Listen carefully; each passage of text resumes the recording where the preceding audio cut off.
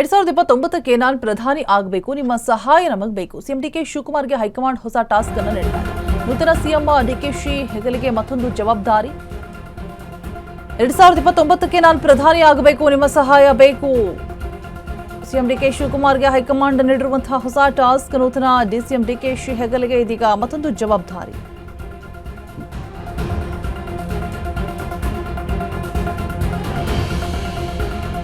ಸೋನಿಯಾ ರಾಹುಲ್ ಜೊತೆಗೆ ಸುದೀರ್ಘವಾದಂತಹ ಮಾತುಕತೆ. ಡಿಕೆ ಪ್ರತ್ಯೇಕವಾಗಿ ಭೇಟಿಯಲ್ಲಿ ಯಾವ ಚರ್ಚೆ ನಡೆದಿದೆ ಅನ್ನುವಂಥದ್ದು, ಹೈಕಮಾಂಡ್ ನೀಡಿದಂತಹ ಆ ಜವಾಬ್ದಾರಿ ಏನಿದೆ. ಹಾಗಾದ್ರೆ ಅಶ್ವವೇಗ ನ್ಯೂಸ್ನಲ್ಲಿ ಬಿಗ್ ಪೊಲಿಟಿಕಲ್ ಸ್ಟೋರಿ. 2029ಕ್ಕೆ ನಾನು ಪ್ರಧಾನಿ ಆಗಲೇಬೇಕು, ನಿಮ್ಮ ಸಹಾಯ ಬೇಕು. ಸಿಎಂ ಡಿಕೆ ಶಿವಕುಮಾರ್ಗೆ ಹೈಕಮಾಂಡ್ ಕೊಟ್ಟಿರುವಂತಹ ಹೊಸ ಟಾಸ್ಕ್. ನೂತನ ಸಿಎಂ ಡಿಕೆಶಿ ಹೆಗಲಿಗೆ ಇದೀಗ ಮತ್ತೊಂದು ಹೊರೆ, ಮತ್ತೊಂದು ಜವಾಬ್ದಾರಿ. ಹೈಕಮಾಂಡ್ ಕೊಟ್ಟಿರುವಂತಹ ಹೊಸ ಟಾಸ್ಕ್ ಡಿಕೆ ಶಿವಕುಮಾರ್ಗೆ. ಯಾವಾಗ ಸಿಎಂ ಪಟ್ಟವನ್ನ ಅಲಂಕರಿಸ್ತಾರೆ ಆಗ ಜವಾಬ್ದಾರಿಗಳು ಹೆಚ್ಚಾಗ್ತಾ ಹೋಗುತ್ತೆ. ಡಿಕೆ ಶಿವಕುಮಾರ್ ಮಗಳು ಕೂಡ ಅದನ್ನೇ ಹೇಳ್ತಾ ಇದ್ರು. ಏನ್ ಅನ್ನಿಸ್ತಾ ಇದೆ, ಖುಷಿ ಆಗ್ತಾ ಇದೆಯಪ್ಪ ಸಿಎಂ ಆಗಿರೋದು ಅಂತ ಕೇಳಿದಂತಹ ಸಂದರ್ಭದಲ್ಲಿ ಖುಷಿ ಜೊತೆಗೆ ಜವಾಬ್ದಾರಿ, ಒಂದು ಹೊರೆ ನಮ್ಮಪ್ಪನ ಹೆಗಲ ಮೇಲೆ ಇದೆ ಅಂತ ಹೇಳ್ಬಿಟ್ಟು ಅದು 100% ಸತ್ಯ. ಇವಾಗ ಮತ್ತೊಂದು ದೊಡ್ಡ ಜವಾಬ್ದಾರಿಯನ್ನ ಡಿಕೆಶಿ ಹೆಗಲಿಗೆ ಹಾಕಿದ್ದಾರೆ. ಇದು ಅಶ್ವವೇಗ ನ್ಯೂಸ್ನ ಬಿಗ್ ಪೊಲಿಟಿಕಲ್ ಸ್ಟೋರಿ. 2029ಗೆ ನಾನು ಪ್ರಧಾನಿ ಆಗಬೇಕು, ನಿಮ್ಮ ಸಹಾಯ ಬೇಕು ಅನ್ನುವಂತಹ ಮಾತನ್ನು ಹೇಳಿರುವಂಥದ್ದು. ಹೈಕಮಾಂಡ್ ನೀಡಿರುವಂತಹ ಹೊಸ ಟಾಸ್ಕ್ ಡಿಕೆ ಶಿವಕುಮಾರ್ಗೆ.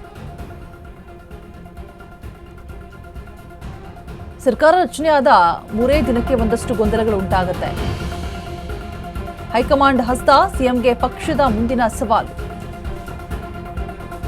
2028ಕ್ಕೆ ವಿಧಾನಸಭೆ ಮತ್ತೆ 2029ಕ್ಕೆ ಲೋಕಸಭೆ ಚುನಾವಣೆ ಇದೆ. ಸೊ ಎರಡನ್ನೂ ಕೂಡ ಗೆಲ್ಲಬೇಕಾದ ಜವಾಬ್ದಾರಿ ಡಿಕೆಶಿ ಹೆಗಲಿಗಿರುವಂಥದ್ದು ಸದ್ಯಕ್ಕೆ. ಕರ್ನಾಟಕದಲ್ಲಿ ಪಕ್ಷ ವಿಸ್ತರಿಸುವಂತಹ ಹೊಣೆಗಾರಿಕೆ ಡಿಕೆಶಿ ಹೆಗಲಿಗಿದೆ. ಸಂಘಟನೆ ಬಲಪಡಿಸಿ ಮತ್ತೆ ಮೇಲುಕೈಗೆ ಸೂಚನೆಯನ್ನ ಕೊಡಲಾಗಿರುವಂಥದ್ದು.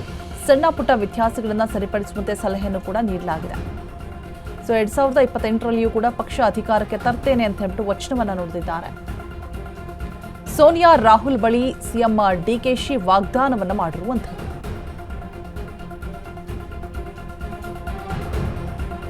ಹೈಕಮಾಂಡ್ ಹಸ್ತ, ಸಿಎಂಗೆ ಪಕ್ಷದ ಮುಂದಿನ ಸವಾಲು. ಡಿಕೆಶಿಗೆ ಹೈ ಟಾಸ್ಕ್ ಕೊಟ್ಟಿರುವಂಥದ್ದು. ರಾಜ್ಯಸಭೆ ಎಲೆಕ್ಷನ್ ನಂತರ 2ನೇ ಹಂತದ ಸಂಪುಟ ಪ್ರತಿಕ್ರಿಯೆ. ಡಿಕೆಶಿಗೆ ಕೊಟ್ಟಿರುವಂತಹ ಹೈಕಮಾಂಡ್ ಟಾಸ್ಕ್ ಏನೆಲ್ಲ ಇದೆ ಅಂತ ನೋಡ್ತಾ ಹೋಗ್ತಾರೆ. ಸಣ್ಣ ಪುಟ್ಟ ವ್ಯತ್ಯಾಸಗಳನ್ನ ಈ ಬಾರಿಯ ಸಂಪುಟದಲ್ಲಿ 50 ವರ್ಷದೊಳಗಿನವರೆಗೆ ಅವಕಾಶ ಇರುತ್ತೆ. ಅಂಡ್ ಆಡಳಿತ ವೈಖರಿಯಲ್ಲಿಯೂ ಕೂಡ ಒಂದಿಷ್ಟು ಬದಲಾವಣೆಗಳನ್ನ ತರಬೇಕು ಅನ್ನುವಂತಹ ಸವಾಲಿದೆ.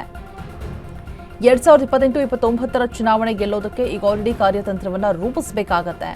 ಪಕ್ಷದ ವ್ಯಾಪ್ತಿ ವಿಸ್ತರಿಸಿ ಸಂಘಟನಾ ಬಲಪಡಿಸಬೇಕಾದಂತಹ ಜವಾಬ್ದಾರಿ ಇದೆ. ಮುಂದಿನ ಚುನಾವಣೆ ಗೆಲ್ಲುವ ಜವಾಬ್ದಾರಿ ಡಿಕೆ ಹೆಗಲಿಗಿರುವಂಥದ್ದು.